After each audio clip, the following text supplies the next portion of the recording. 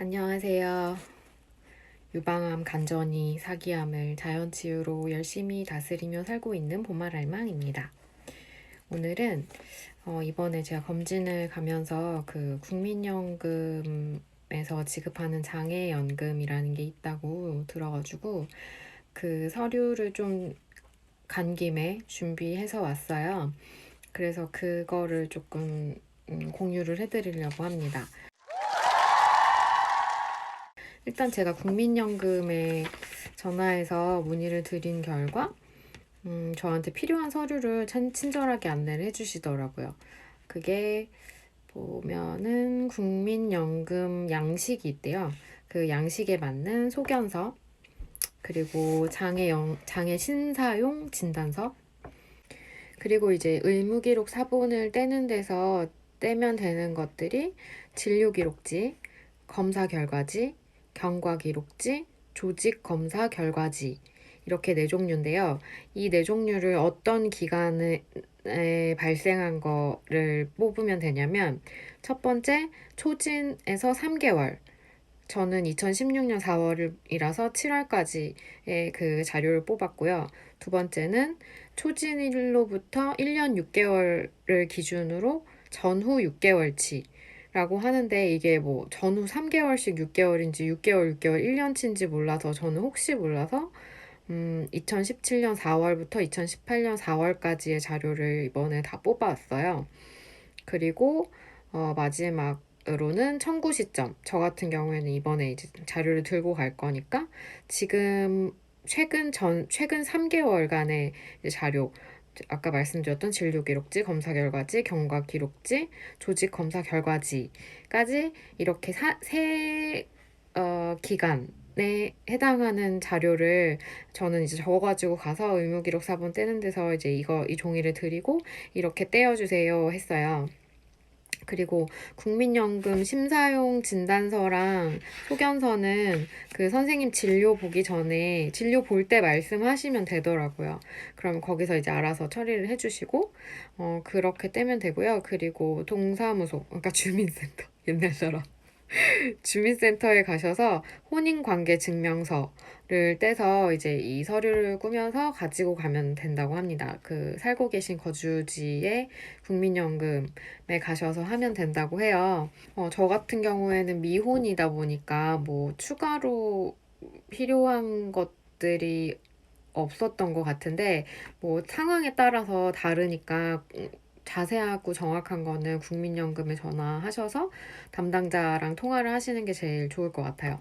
그래서 지금 저는 이렇게 진단서, 국민연금 심사용 진단서랑 국민연금 소견서랑 의무기록 사본, 아까 말씀드린 그 세 기간 동안에 자료가 이만큼이나 되더라고요. 그래서 이거를 떼갖고 왔어요. 그래서 내일 이제 혼인관계증명서 그거 떼가지고 국민연금에 가서 신청을 해보려고 합니다. 이게 사기암 환자나 1년 6개월 기점으로 받을 수 있는 분이 있고, 뭐 그렇지 않은 분이 있고, 그 금액도 그 전에 이제 뭐 국민연금을 납부했던 기간이라든지 이런 거에 따라서 다르더라고요. 그래서 그 조건을 확인을 하시려면 국민연금에 전화하셔서 일단은 먼저 해당이 되는지 확인을 해보시고, 해당이 된다고 하면 이제 필요한 서류가 뭔지 다시 한번 확인하셔서 받을 수 있는 거는 받는 게 좋잖아요. 그래서 저도 신청해 보려고 해요. 그래서 내일 이제 서류마저 떼서 국민연금에 가서 신청하는 것까지 한번 같이 공유해 볼게요. 그럼 내일 봐요. 안녕. 주민센터에 와서 혼인관계 증명서를 떼서 이제 국민연금으로 갑니다. 저희 동네 국민연금에 왔습니다. 서류를 들고 한번 가볼게요. 너무 예쁘죠?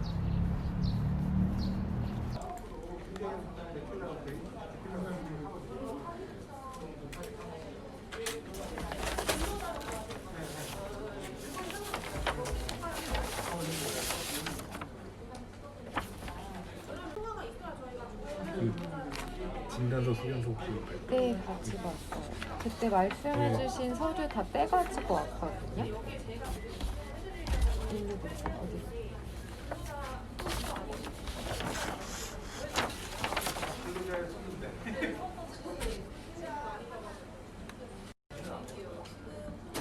그 병원은 아산 병원만 다니시는 거예요? 네.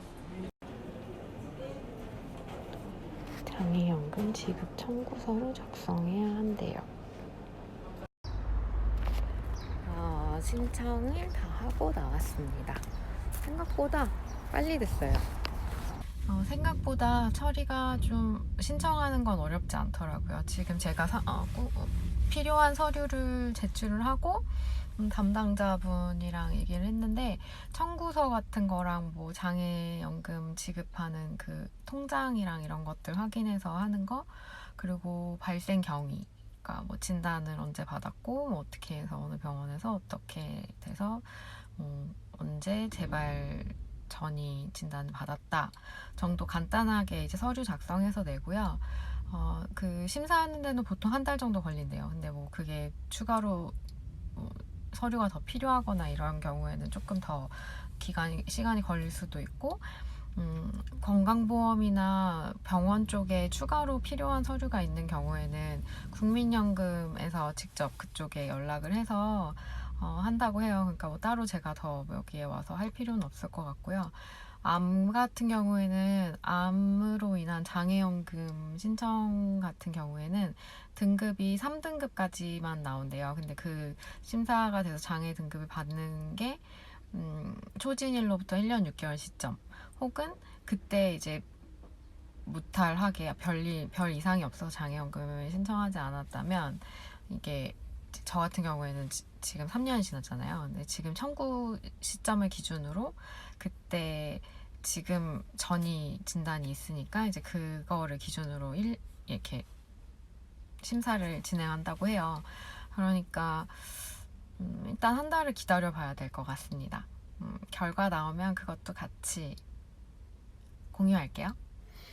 안녕하세요. 오늘은 제가 그 장애연금 신청한 지 지금 한 2주 정도 된 것 같아요. 근데 오늘 그 지난주에 전화를 주셔가지고 제가 처음에 처음 암 진단을 받았던 그 개인 병원 있잖아요. 거기에서 이제 초음파랑 조직 검사랑 의사 소견서랑 해가지고 조금 추가로 서류를 좀 제출해 달라고 하셔가지고 지난주에 가서 말씀하신 자료 일단 떼서 오늘 추가로 제출하려고 해요. 이거 말고도 아산병원에서 필요한 서류가 더 있다고 하셨는데, 그거는 그 국민연금에서 직접 공문 보내서 그쪽에서 서류를 받을 수 있다고 해가지고 제가 따로 가지 않아도 된다고 하셔가지고 일단 그 서류만 오늘 추가로 제출합니다. 네, 서류를 제출하고 왔고요. 별로 시간은 10분도 안 걸렸어요. 서류 제출하고 서류를 발급할 때 든 비용 있잖아요. 그것도 추가 제출의 경우에는 영수증 첨부하면은 그게 소급이 되더라고요. 그래서 그 영수증 첨부했더니 이제 계좌 정보랑 그런 거 간단하게 작성하고, 이제 뭐 조금 더 기다려 보라고 하셔가지고 얘기하고 나왔습니다. 그럼 다음 또 업데이트 때 또 업데이트 사항이 있으면 또 얘기하겠습니다. 오늘은 2020년 5월 26일이고요. 어제 제가 4월 2일 날 국민연금에 신청했던 암 환자 장애연금 지급 결정 통보를 받았어요. 그래서 한 50일 넘게 걸렸죠. 저는 일단 3급 판정이 나와서 계속 그 장애연금을 조금씩 매월 지원을 받을 예정이고요. 이걸 많이 모르시는 분들이 많은 것 같아요. 근데 저도 제 유튜브에 어떤 분이 예전에 댓글로 알려주셔가지고 한번 알아보고 한번 제출해보자 해가지고 했던 건데, 이번에 지급해주겠다고 장애연금 3급 결정됐다고 어제 통보해 주셔서 이제 이번 달부터 받게 됐어요. 수급을 하게 됐거든요. 그러니까 알아보시고 그게 뭐 조건이 그렇게 다 주는 것 같진 않아요. 그래서 조건이 조금 까다롭고 그렇다 보니까 그래도 한번 알아보고 이거 받을 수 있으면 좋잖아요. 뭐 암 환자들은 경제활동 하는 게 아무래도 제한이 많다 보니까 조건이 까다롭지만 그 조건에 부합되고 해당이 되는 분들은 환우분들은 국번 없이 1355로 전화하시면 국민연금 콜센터로 연결이 된다고 해요.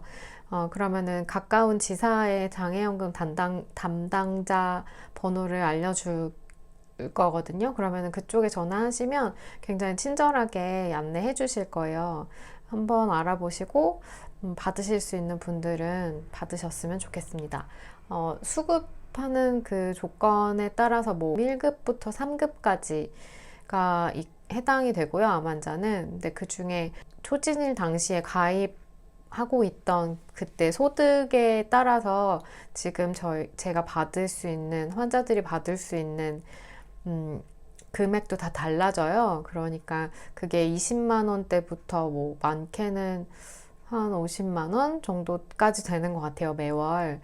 그래서 그게 뭐 1년 단위인지는 모르겠고 정기적으로 재심사를 거쳐서 이제 다시 청구하면은 결정이 다시 되고 이런 식으로 갱신이 되는 것 같고요.